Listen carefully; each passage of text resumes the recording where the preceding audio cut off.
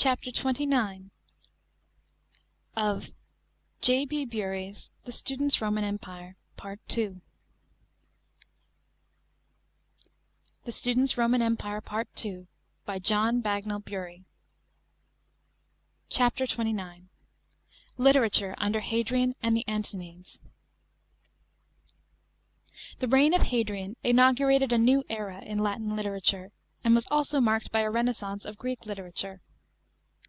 Hadrian himself dabbled in literature and science, and assiduously cultivated the society of men of letters.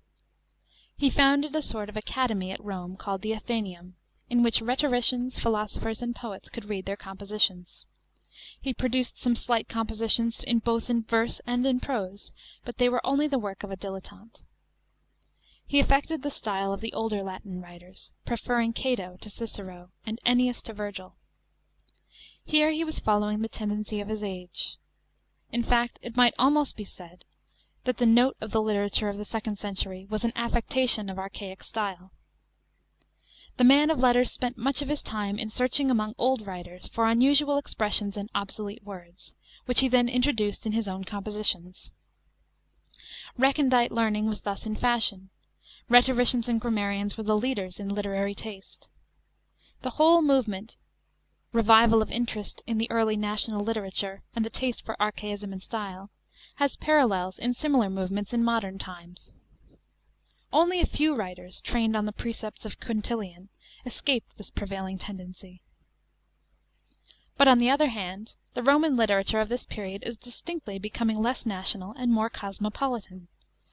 Greek and Latin come into closer contact, and many writers, such as Hadrian himself, like Claudius, Fronto, Suetonius, Apuleius, compose works in both tongues. Literature and learning were patronized by the Antonines as well as by Hadrian. Antoninus Pius, following his predecessor's example, endowed chairs of philosophy and rhetoric in various cities throughout the Empire, and also accorded privileges of exemption from taxes to a certain number of sophists, grammarians, and physicians in both small and large towns. Under his reign both Fronto, the representative of Latin, and Herodes Atticus, the representative of Greek literature, had the honour of being consuls. Marcus Aurelius was not only a patron of learning, but a man of letters himself. Although the interest of his meditations lies entirely in the matter, and not at all in the literary form, for which it can only be said that it is quite free from affectation. Section 1. Latin Literature. In the reign of Hadrian, Juvenal wrote some of his Latin satires, but there was no other poet of distinction. Annianus sang the pleasures of country life. Florus wrote pretty trifles, and interchanged verses with the Emperor. He jested at Hadrian's travels in the following lines: I would rather not be Caesar, have to haunt Batavian marches, lurk about among the Britons, feel the Scythian frosts assail me. To which Hadrian replied, I would rather not be Florus, have to haunt the Roman taverns, lurk about among the cook hops, feel the bossy bowl assail me. The lines of Hadrian to his soul have already been quoted. The versatile Emperor, besides several works in Greek, wrote an autobiography, which was published by his freedman Phlegon, but has not come down to us. Phlegon himself wrote a history, entitled Olympiads, in the Greek language. Suetonius Tranquillus, about 75 to 160 A.D., had filled some posts under Trajan, and afterward become private secretary (magister epistularum) to Hadrian. He was a polymath, the Varro of this period, and wrote on all kinds of subjects. His Prata, or Miscellanies, was an encyclopedic work giving an account of Roman institutions and customs, chronology and dress, with special attention to the interpretation of words, also dealing with natural philosophy, and keeping specially in view the favourite parallel between nature and man. Most of his works are lost. We possess only his Lives of the Caesars, and fragments of his accounts of famous men, De Viris Illustribus. The De Vita Caesarum is divided into 8 books. The first 6 Caesars, beginning with Julius, occupy each one book. The 7th is devoted to Galba, Otho, and Vitellius, the 8th to the 3 Flavian Emperors. The work is strictly biographical, not historical, and therefore a preponderance is given to anecdotes and personal details. The writer had good materials at his disposal, but is not critical, though as far as we can judge, impartial, in recording all that he could learn and thought likely to be interesting. His De Viris Illustribus was confined to men who had made a mark in any branch of Roman literature. We possess the lives of Terence, Horace, and in part Lucan, and fragments of the life of the elder Pliny. Florus composed an abridgment of Roman military history in 2 books, reaching down as far as Augustus, and founded chiefly on Livy. The first book deals with the best days of Rome, the second with her decline, the line of division being drawn at the Gracchan age. The work is written in a rhetorical and exaggerated style. His object, it has been said, was not to record the wars of Rome, but to praise her empire. It is possible that this Florus was the same as the poet of that name. The 3 great representatives of Latin literature, in the age of the Antonines, were Fronto, Aulus Gellius, and Apuleius. As Fronto was a native of Cirta, and Apuleius of Madura, Africa is beginning to take the same place in Roman literature which Spain had taken in the previous century. M. Cornelius Fronto, about 100 to 175 A.D., has been already mentioned as a teacher of M. Aurelius, and his correspondence with his pupil has been referred to. He was a learned rhetorician, and in point of style he may be said to have given the tone to the age. He cultivated what he called an elocutio novella, marked by quaint expressions, uncommon words, archaic images, and he found a host of imitators. In fact, he headed a reaction against the style represented by Seneca, which reminds us in some ways of the reaction in English literature of the present century against the style of the 18th. He tried to return, partially at least, to pre-Ciceronian Latin. Besides the letters, he wrote essays on eloquence, comparing its value with that of philosophy, a panegyric on L. Verus for his conduct of the Eastern war, entitled Principia Historiae, and other treatises. The letters are very interesting, although they are full of mannerisms, and give little information as to contemporary history. Under the influence of the literary movement, of which Fronto was the chief representative, was composed a notable poem of unknown authorship, entitled the Per Vigilium Veneris, in trochaic septenarian metre. It is inspired by the spring-time, intended perhaps to be sung at a spring festival, and celebrates the power of Venus in nature. The refrain of the poem is Cras amet qui numquam amavit, quique amavit cras amet. Aulus Gellius flourished under Marcus, and wrote a miscellaneous collection of details on ancient literature and language in 20 books, called Noctes Atticae. He was a man of very mediocre talent, but great diligence, and his work contains much valuable information. In fondness of archaic expression he went with the tendency of his age, of which, in his very mediocrity, he is a typical example. Hero worship was a necessity to him, and like most of his contemporaries he had no critical faculty. Of a very different order of merit was Apuleius, born about 125 A.D., son of a duumvir at Madura. He studied at Attic Athens, as he calls it in Plautine phrase, and for some time practised as a pleader at Rome. He married a rich widow, much older than himself, Aemilia Podentilla, whom he met at Oe on a journey from Madura to Alexandria, and her kinsfolk brought a suit against him for having won her affections by magic. To defend himself he composed his Apologia, which has come down to us, and in which he seems to have easily disposed of his accusers. After this he lived at Carthage, from which he sometimes made tours to the cities of Africa to deliver public addresses, after the fashion of the Greek rhetoricians. Apuleius had a decidedly original talent, a lively fancy, and considerable literary powers.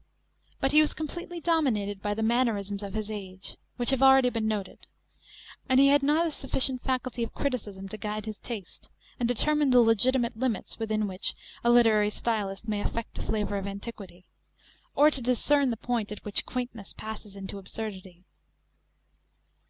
Besides the Apologia, the following works are preserved. The Florida is an anthology of his lectures and speeches on various subjects. The Metamorphoses in 11 books, is the work on which his fame rests. The subject is probably borrowed from Lucius of the contemporary Greek writer Lucian, who in turn derived it from the metamorphosis of a certain Lucius of Patrae. The story recounts the experiences of a man who has been transformed into an ass. Apuleius introduced various episodes, of which the most striking is the charmingly told legend of Amor and Psyche. Besides these works, there are some philosophical treatises by Apuleius, who professed the Platonic philosophy. The De Deo Socratis expounds the Platonic doctrine of God and the demons. The treatise on Plato and his dogmas deals with natural and moral science, and the De Mundo reproduces the tract on the Cosmos falsely ascribed to Aristotle. The activity of the jurists, the works of Julian and Gaius, have already been mentioned. Grammar was a very popular study at this time.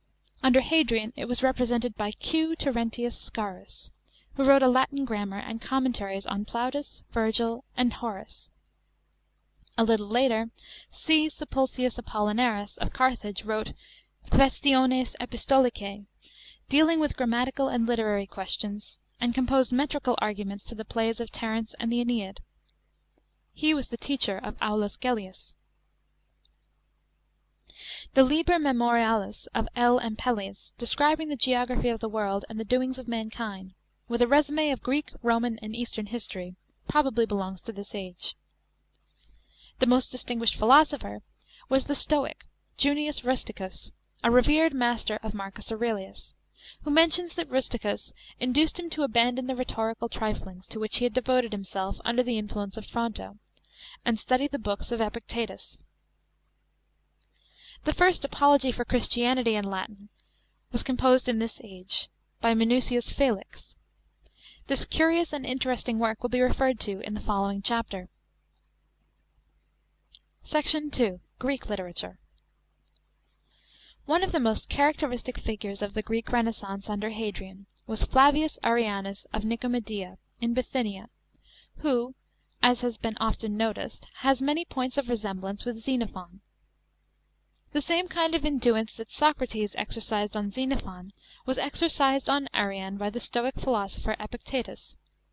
And though, like Xenophon, drawn to philosophy in his youth, like Xenophon also he chose a practical career.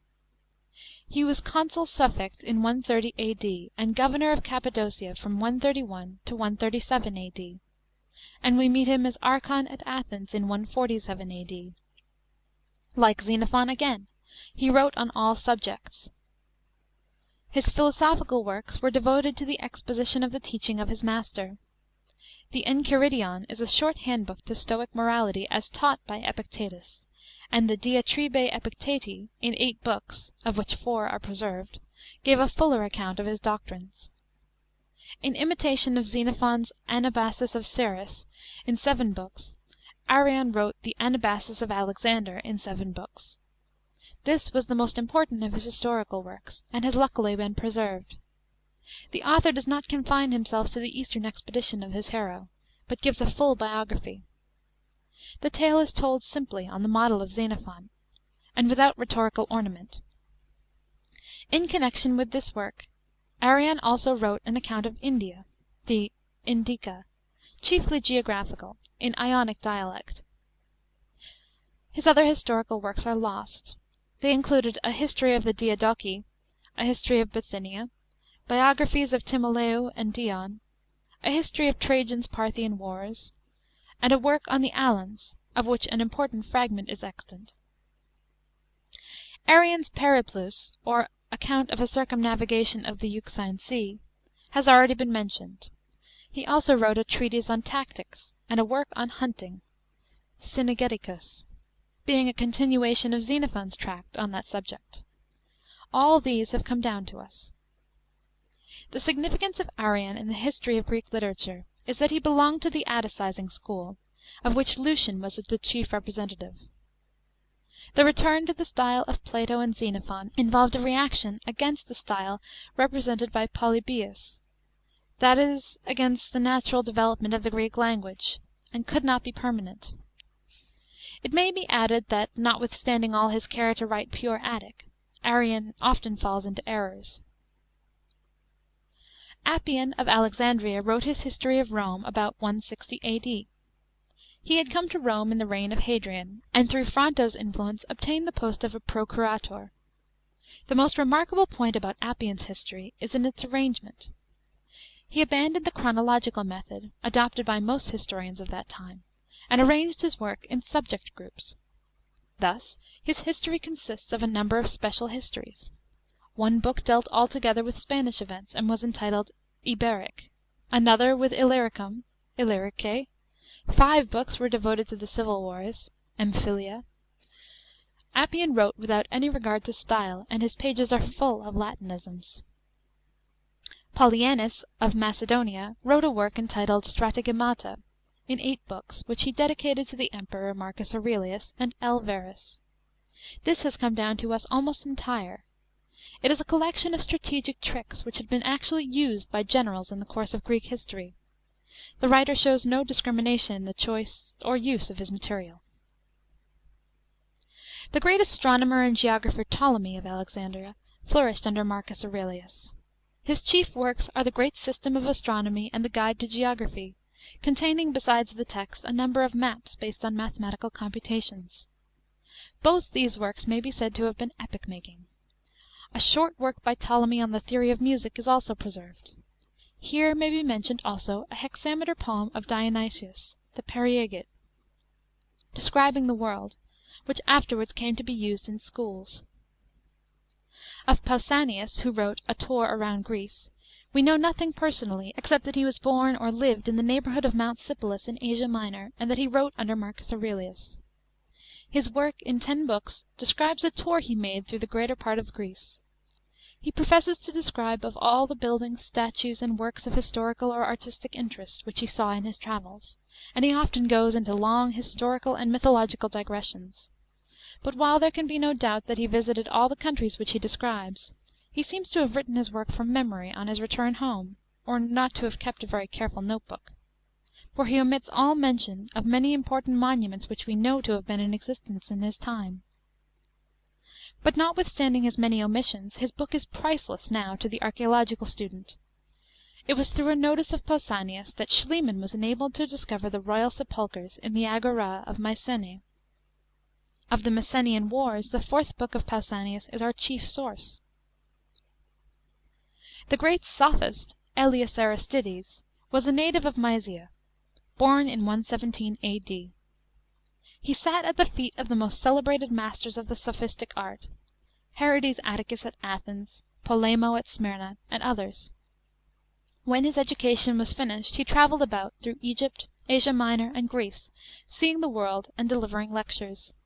He also visited Rome, but his headquarters were at Smyrna. He died about 185 A.D. 55 of his discourses have come down to us.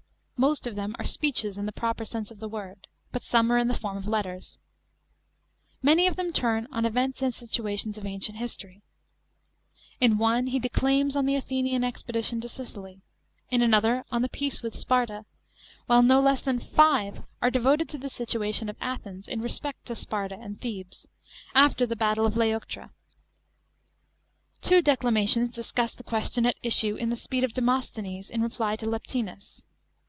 The Panathenaikos is a panegyric on Athens, in imitation of the like-named speech of Isocrates, and the glory of the same city is the keynote of the discourse on behalf of the 4, that is, the 4 Athenian statesmen, Themistocles, Miltiades, Cimon, and Pericles, whom Plato attacked in the Gorgias. The panegyric on Rome was delivered in 160 A.D. The 5 sacred discourses give an account of the author's long illness, and of the miraculous cures which at last gave him relief. They are interesting as a picture of the superstitions of the age. The discourses in honour of gods illustrate the tendency then prevailing to interpret legend allegorically. The discourse to Poseidon was delivered at a celebration of the Isthmian games, and that to Aesculapius on the occasion of the dedication of his temple at Cyzicus. The general impression left upon the reader by the works of Aristides is that he is dealing with an author who operates entirely with words, and cares nothing about ideas. And Aristides confessed, or rather boasted himself, that he set words about everything. He was not a ready speaker, He rather despised extempore speech. He polished his sentence to the highest point, and through his extreme artificiality and subtlety is often obscure. Lucian of Samosata, born about 125 A.D., not only is by far the greatest figure in the Greek literature of the second century, but holds a distinguished place in the literature of the world. He tells us in his dream how an accident saved him from becoming a sculptor, and made him a man of letters. His parents had been in doubt whether they should apprentice him to his uncle, who was a sculptor, or give him a literary education. The consideration that a course of study required so much money and time decided them in favour of the former alternative, and besides, the boy had displayed some skill in making wax figures. But in the first days of his apprenticeship Lucian smashed a block of marble in pieces by striking it with too much force, and was beaten by his master for his awkwardness. This incident, reinforced by a dream which had appeared to him, decided him to abandon the sculptor's trade. Techne, art, and paideia, culture, had come to him in his sleep, each inviting him to follow her own way; and the promises of paideia, who pointed to the glories of a rhetorician's career, had forced her rival to retire. Lucian's parents allowed him to return to his studies. When his education was finished, he travelled about like Aristides, delivering public addresses. Of these some have survived, and one especially deserves mention, as displaying that literary talent which was afterwards developed in other kinds of composition. This is the Lawsuit of Letters, a lawsuit between Sigma and Tau, brought before the court of the Vowels. Sigma complains of having been ousted from a number of Greek words in Attic speech, to make room for Tau, like Thalata for Thalassa. But although he was successful as a sophist or rhetorician, a man with Lucian's powers could not be rest satisfied with an art which after all was so hollow. He took up his quarters at Athens and devoted himself to philosophy. This new study had an effect on the form of his literary compositions, leading him to discover and adopt the style which suited his genius best. He now composed dialogues instead of speeches, and abandoned the elaborate periods which were considered an essential feature of rhetoric. He is the creator of satirical dialogue. In the later years of his life, indeed, when the freshness of his muse was exhausted, he returned to the composition of discourses. He also left Athens and accepted a public post in Egypt, where he died, probably in the reign of Commodus, certainly later than 180 A.D. The Dialogues of the Gods are the best known and most original of Lucian's works. Among the most witty and amusing are those in which the satirical philosopher Menippus recounts his experiences in the underworld, and describes visits which, having put on the wings of Icarus, he made to the moon and Olympus.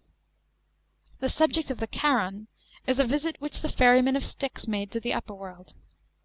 Parnassus is placed on the top of Ossa and Olympus, and from the summit Charon gazes upon the world of men and their follies. In all these dialogues Lucian contends against superstition with the weapons of ridicule, and exposes the absurdities of pagan theology by ludicrous situations. In others he attacks the gods more directly. In Zeus under Examination, an Epicurean philosopher examines the god as to the incompatibility of the necessity of fate with the free will of the gods, and reduces him to a dilemma. The dialogue entitled Timon, the Misanthrope, is also very clever. Of those dialogues which ridicule philosophical imposture, the most striking perhaps is Hermotimus, which aims at showing the mistake of accepting any philosophical system. The Cynic is very bitter against the Cynics, and shows the follies of rejecting the good things which nature offers us. The Philosopher's Auction and the Parasite must also be mentioned. The Lexiphanes is an attack on the Euphuists of his own day. Lucian also composed some works in epistolary form. Alexander, or the False Prophet, gives a biography of the Cagliostro of that day, an impostor who professed to have divine powers and work all sorts of miracles, and who closely resembled Apollonius of Tyana. The Peregrinus is another attack on the Cynics. The Professor of Rhetoric is a bitter caricature of a rhetorician or sophist, and was probably aimed at some particular person. The celebrated pamphlet, How History Should be Written, ridicules writers who undertook to describe the contemporary Parthian war of 165 A.D. in the style of Thucydides or Herodotus. Other works which deserve mention are the True Stories, a satire on contemporary novelists, and the romance entitled Lucius or Ass, which has already been referred to in connection with Apuleius. There is a great charm about Lucian's graceful and easy style. He had mastered with marvellous thoroughness the Attic idiom, and his is one of the few cases in which a return to the speech and style of ancient models has been happy and effective. He was unusually well read in the great works of classical literature, and not the least attraction in his writings is that one is ever coming across a phrase of Homer, an echo of Aristophanes, or a reminiscence of Plato.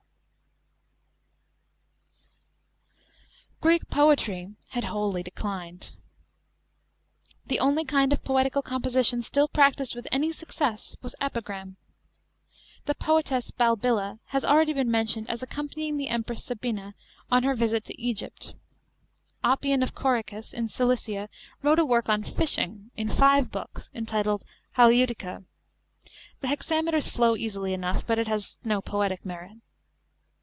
Oppian's father was banished, but the son won the favour of Marcus Aurelius (169 A.D.), and procured his father's pardon. The date of Babrius is uncertain, but he certainly lived in the 1st or 2nd century A.D. He wrote a collection of Aesopic fables, in 2 books. The metre is choliambic. Nearly all the stories are taken from older sources, but a few seem to have been invented by the author.